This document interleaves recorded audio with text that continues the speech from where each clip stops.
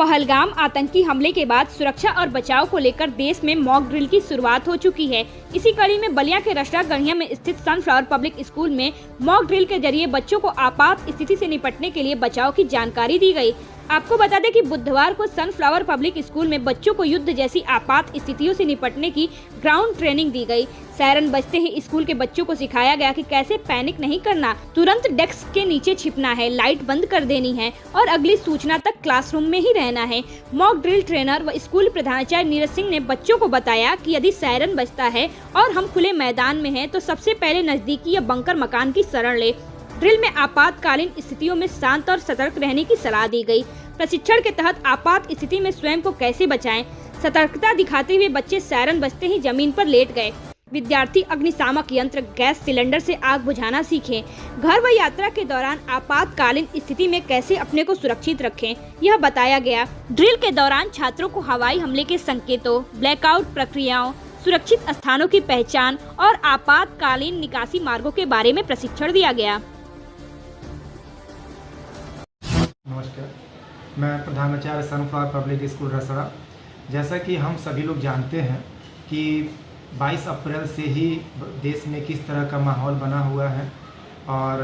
पहलगाम में जिस तरह से टेररिस्ट अटैक किया गया, जिसमें 18 लोगों को जिस तरीके से जख्मी किया गया, उनको मौत के घाट उतार दिया गया। इस टेररिस्ट अटैक के लिए जो हमारे देश ने पहल की है, माननीय प्रधानमंत्री जी की अध्यक्षता में हमारे तीनों सेना के चीफ ने जो पहल की है और जो योजनाबद्ध तरीके से चीज़ों को तैयार किया गया, एक ऐसी रूपरेखा तैयार की गई जिसमें किसी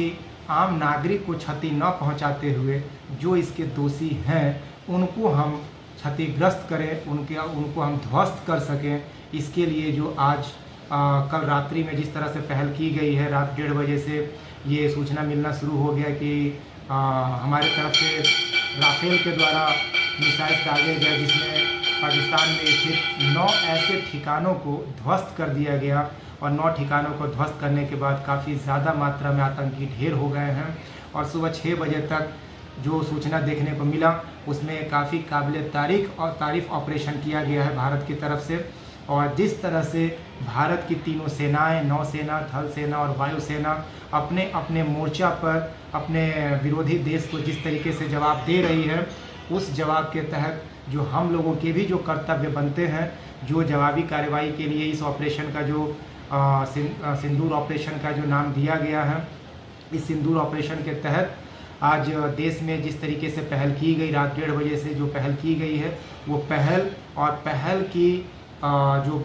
रूपरेखा तैयार की गई है, वो रूपरेखा दोनों ही बहुत काबिल तारीफ़ है। जिसमें सुबह 6 बजे तक आने की न्यूज़ के मुताबिक मात्र 3 ऐसे आम नागरिकों की सूचना मिली है कि आम नागरिकों में मात्र 3 आम नागरिक चोटिल पाए गए हैं, जबकि 9 ऐसे ठिकानों को ध्वस्त कर दिया गया है। इसी के तहत गृह मंत्रालय द्वारा जो आज 7 मई को आम जनता को जागरूक करने के लिए मॉक ड्रिल की प्रयास की गई थी, इसमें अपने यूपी के भी 17 डिस्ट्रिक्ट इंक्लूड किए गए हैं और टोटल भारतवर्ष में 249 ऐसे डिस्ट्रिक्ट दिए गए हैं, जिसमें कि आज मॉक ड्रिल विशेष तौर पे कराई जा रही है। तो हमारे नियर बाई में गोरखपुर डिस्ट्रिक्ट चिन्हित किया गया है, नियर बाई में बनारस डिस्ट्रिक्ट चिन्हित किया गया है और फिर तीसरा लखनऊ डिस्ट्रिक्ट चिन्हित किया गया है। इस तरह से टोटल 17 डिस्ट्रिक्ट हमारे नियर बाई पूरे यूपी में चिन्हित किए गए हैं, जहां मॉक ड्रिल स्पेशल तरीके से कराई जा रही है। और यह कहा जा रहा है कि जिस तरीके से हमारी सेना तीनों ही बॉर्डर पर,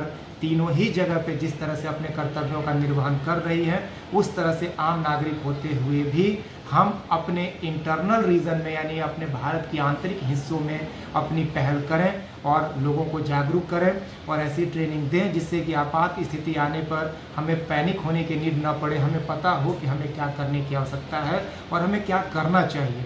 इसी के क्रम में आज सनफ्लावर विद्यालय में इस तरह की ट्रेनिंग रखी गई। सुबह प्रातः में असेंबली के दौरान बच्चों को कई तरह की ट्रेनिंग दी गई, जिसमें से पहली ट्रेनिंग दी गई कि अगर हम कहीं फ्री स्पेस में हैं और हमें पता है कि जिस जगह पे हम लोग बिलोंग कर रहे हैं, उस जगह पे हमें ना तो नौसेना से बहुत ज़्यादा समस्या का सामना करना पड़ सकेगा, ना ही थल सेना से। हमें अगर सामना करने की उम्मीद है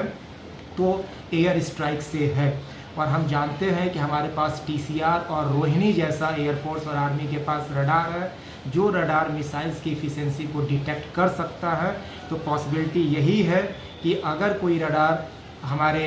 देश में किसी मिसाइल्स को पाता है तो उसे एयर में ही डिस्ट्रॉय करने की कोशिश की जाएगी, और जब एयर में उस विपक्षी दल के तरफ से आने वाले मिसाइल को ध्वस्त किया जाएगा, उससे बहुत सारे हार्मफुल रेडिएशंस निकलेंगे, चाहे वो कॉस्मिक रेज के रूप में निकले, चाहे गामा रेज के रूप में निकले। ये सारे ही रेज हमारे लिए हार्मफुल हैं। तो हमें इस तरह के मिसाइल से होने वाले अटैक को जब अपने भारतीय सेना द्वारा रडार के सपोर्ट से जब इन सभी मिसाइल्स को ध्वस्त किया जाएगा, तो इनसे निकलने वाले रेडिएशन से बचने के लिए आज विद्यालय में ट्रेनिंग दी गई है। और ये ट्रेनिंग देने में पहला चरण ये लिया गया कि अगर हम किसी खुले आकाश के नीचे हों और इस तरह की अगर हमें कुछ भी समस्या समझ में आए तो हम अपने नज़दीक किसी क्लोज एरिया में जाने की कोशिश करें, और अगर कोई क्लोज एरिया हमारे नियर बाई में नहीं दिखता है तो हम ज़मीन पे ही अपने कानों को बंद करके, आँखों को बंद करके लेट जाएं, जिससे कि लेट जाने की स्थिति में वो रेडिएशंस कम से कम हमारे बॉडी को पेनिट्रेट कर पाएंगे, भेद पाएंगे, जिस वजह से हमें उनके हार्मफुल इफेक्ट से बचने की संभावना रहेगी। और हम ये भी जानते हैं कि हमारे ईयर की जो हियरिंग फ्रीक्वेंसी है वो 20 हर्ट्ज़ से 20,000 हर्ट्ज़ की होती है, लेकिन उन रेडिएशंस की जो फ्रीक्वेंसी है काफ़ी स्ट्रांग होती है। अगर वो हमारे कानों तक जाए, हमारे आंखों तक जाए, तो हमें हार्मफुल इफेक्ट का सामना करना पड़ सकता है। तो इसलिए अगर हम खुले आकाश में हैं तो हमें अपने कानों को, अपने आँखों को बंद करके लेट जाना चाहिए, जिससे कि कम से कम रेडिएशंस हमारे बॉडी को पेनिट्रेट कर पाएँ। और अगर नियर बाई में कोई स्पेस है, हमें वहाँ जा कर के छिप जाना चाहिए। ये पहली ट्रेनिंग दी गई। दूसरी ट्रेनिंग के तहत बच्चों को ये बताया गया कि अगर हम घर में हैं या अगर हम स्कूल में हैं तो स्कूल में कितना इंटरनल रीजन्स में हमें चले जाना चाहिए। घर में है तो काफ़ी ज़्यादा इंटरनल रीजन्स में हमें चले जाना चाहिए, जिससे कि उन हार्मफुल रेडिएशंस का इफ़ेक्ट हमारे पास तक कम से कम पहुँचे। तो बच्चों को क्लासरूम के में ये ट्रेनिंग दी गई, जिसमें शायरन का यूज़ करते हुए इन बच्चों को अलर्ट किया गया कि अगर ये आज के बाद ये शायरन ऑपरेट होता है तो आप अपने क्लासरूम में स्थित बेंचों के नीचे किस तरीके से अपने आप को सेफ करेंगे और किस तरीके से दरवाज़ों को बंद करके, उन खिड़कियों को बंद करके उस हार्मफुल रेडिएशन को अपने पास आने से बचाएंगे। और तीसरे चरण में ये भी हमने बच्चों को ट्रेनिंग के माध्यम से समझाया कि जब वो हार्मफुल रेडिएशन कहीं भी फॉल करते हैं तो फायर होने की भी कंडीशन क्रिएट हो जाती है। तो जब फायर होने की कंडीशन क्रिएट हो, हमारे पास कोई भी सिलेंडर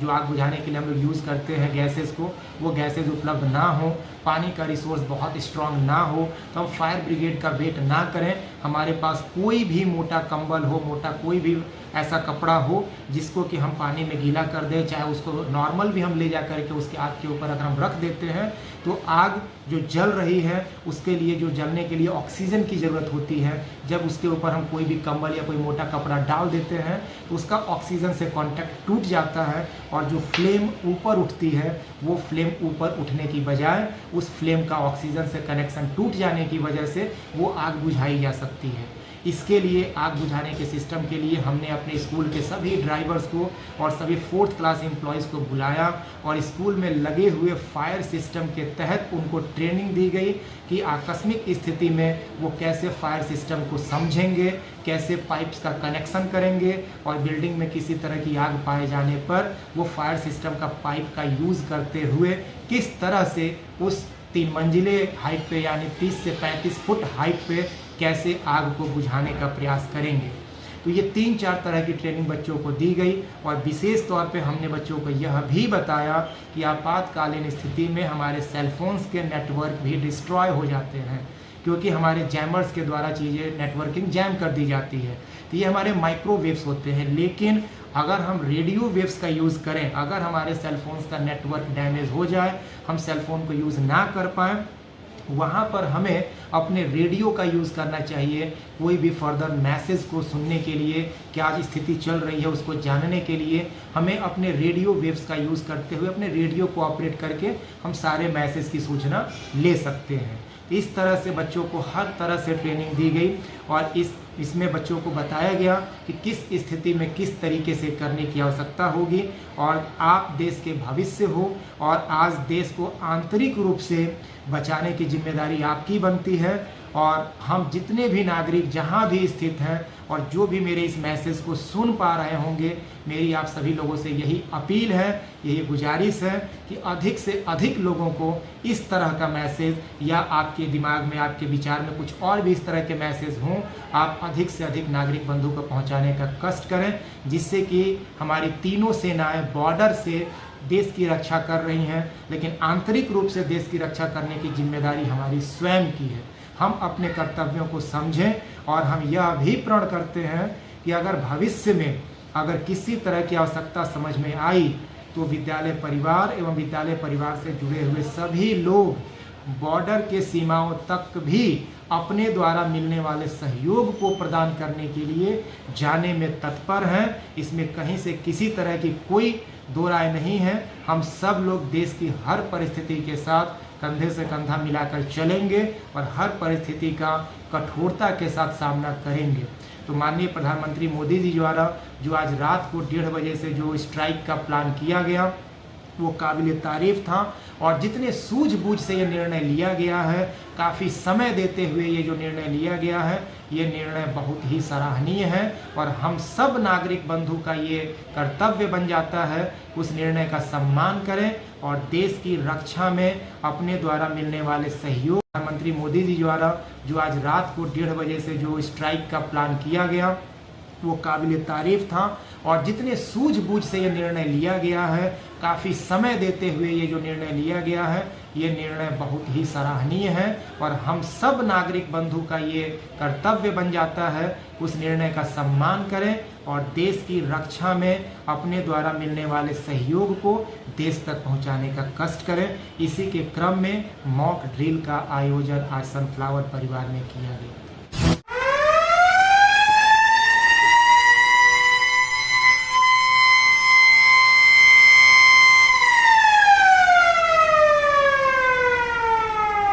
वेरी गुड। जैसा बच्चों ने बताया,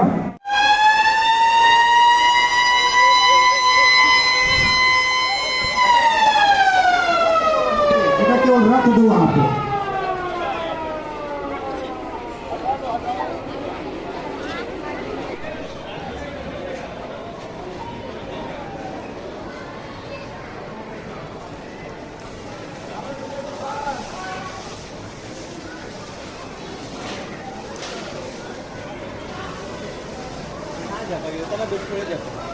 प्रेशर होगा भाई, उस प्रेशर है नहीं।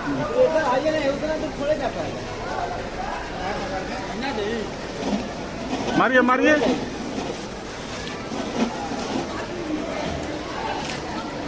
ये भी नहीं जा रहा है।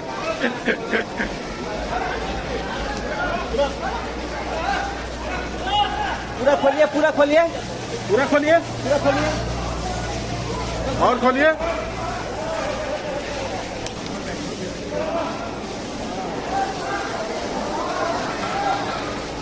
हाँ वो चला गया, देखिए प्रेशर। हाँ देखिए उसका प्रेशर हो रहा है। पूरा खोलिए, पूरा खोलिए, खोल दिए, पूरा खोल दिए। अरे तो उसी को बोलिए ना, उसी को इधर घुमा दे पाइप। उसका प्रेशर कहीं से खोल हो रहा है।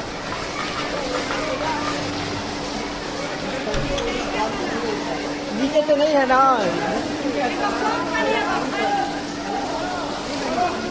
हाँ मारिए।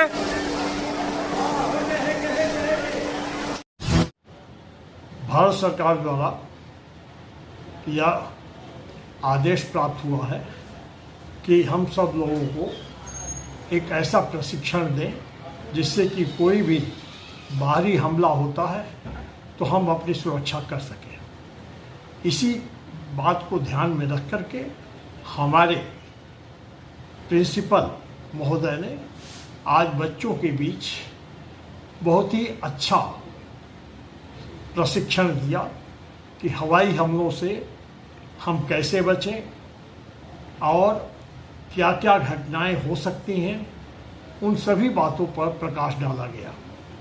और साथ ही साथ अगर आग लग जाती है तो हम अपने को कैसे बचाएं, यह भी उनको समझाया गया। इस तरीके का कार्यक्रम हम सब लोगों को करना चाहिए जिससे कि आम नागरिक को यह पता रहे कि हमें अपनी सुरक्षा कैसे करनी है। इस संकट के समय में जबकि देश में एकता जरूर है, लेकिन हम सब मिलजुल करके अगर अपनी सुरक्षा करेंगे तो ये बहुत एक अच्छी बात होगी। साथ ही साथ हमारे भारत सरकार ने जो कदम उठाया है और हमारे जवानों ने जो सिंदूर ऑपरेशन करके दिखाया है वह अद्भुत रहा है, सराहनीय रहा है। इनको शब्द नहीं है कि किन शब्दों में हम प्रशंसा करें।